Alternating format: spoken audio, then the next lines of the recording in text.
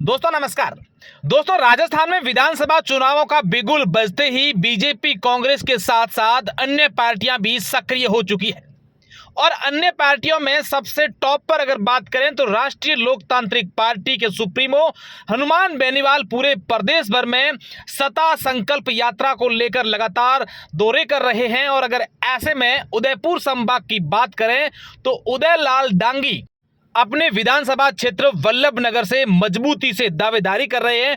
पिछले दिनों पटेल पाटीदार और डांगी समाज का जो सम्मेलन हुआ था वहां पर एक भारी मात्रा में जनसमूह इकट्ठा हुआ, तो बीते दिन उदयलाल डांगी ने अपने विधानसभा क्षेत्र वल्लभ नगर उपखंड पर एक बड़ी सभा का आयोजन किया, जहां पर ऐसा बताया जा रहा है कि हजारों की संख्या में पूरे विधानसभा क्षेत्र से लोग वहां पर पहुंचे। वहां पर बुजुर्ग भी थे, युवा भी थे, महिलाएं भी थी, तमाम वर्गों के लोग वहां पर पहुंचे थे। और वहां पर उदयलाल डांगी ने सभी को संबोधित करते हुए कहा था कि इस क्षेत्र की जनता का जो है मेरे ऊपर जो कर्ज है और वो कर्ज मैं अब चुकाऊंगा, क्योंकि जनता हमेशा इस क्षेत्र की मेरे साथ रही है और जब भी मैंने जनता से आशीर्वाद मांगा तो जनता मेरे साथ रही। पिछली बार जब उपचुनाव वहां हुए थे तब राष्ट्रीय लोकतांत्रिक पार्टी के जो उदयलाल डांगी हैं वो दूसरे स्थान पर रहे थे और ऐसे में इस बार जो है वो आरएलपी से मजबूती से दावेदारी कर रहे हैं। और उदयलाल डांगी लगातार अपने संबोधन में इस बात पर जोर देते रहे कि जिस तरीके से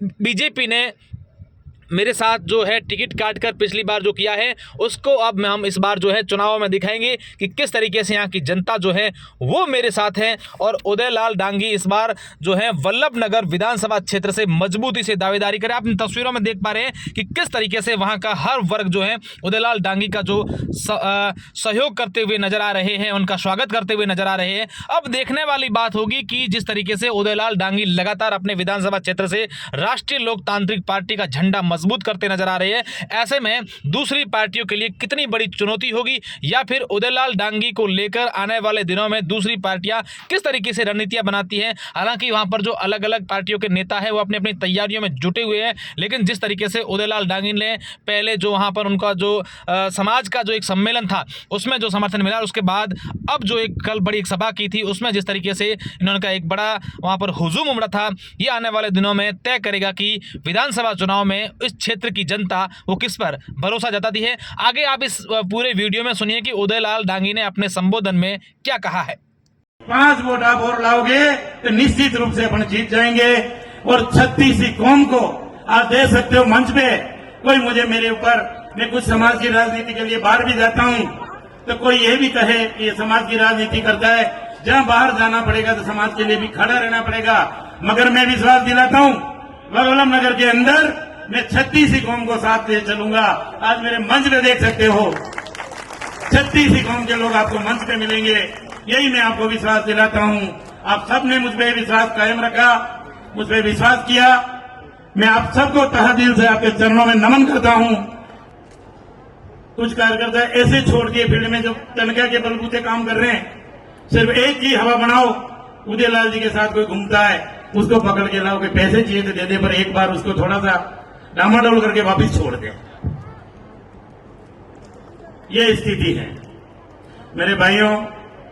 इस चुनाव बहुत धूप में बैठे, बहुत दूर दूर से भी आए, सुबह का खाना भी खाना होगा, दूर से आए। जब 9 बजे गाड़ी में बैठ के मैं देख रहा था कि आपकी 9 बजे भी गाड़ियां रवाना हो गई। मैं आपसे इतनी विनती करता हूं, ये जो चुनाव है इस चुनाव में एक बार आप सबको तन और मन से लगना है। धन की जरूरत पड़ेगी, एक आधा अभी तक मेरे मकान और खेती बाकी है, बेच देंगे।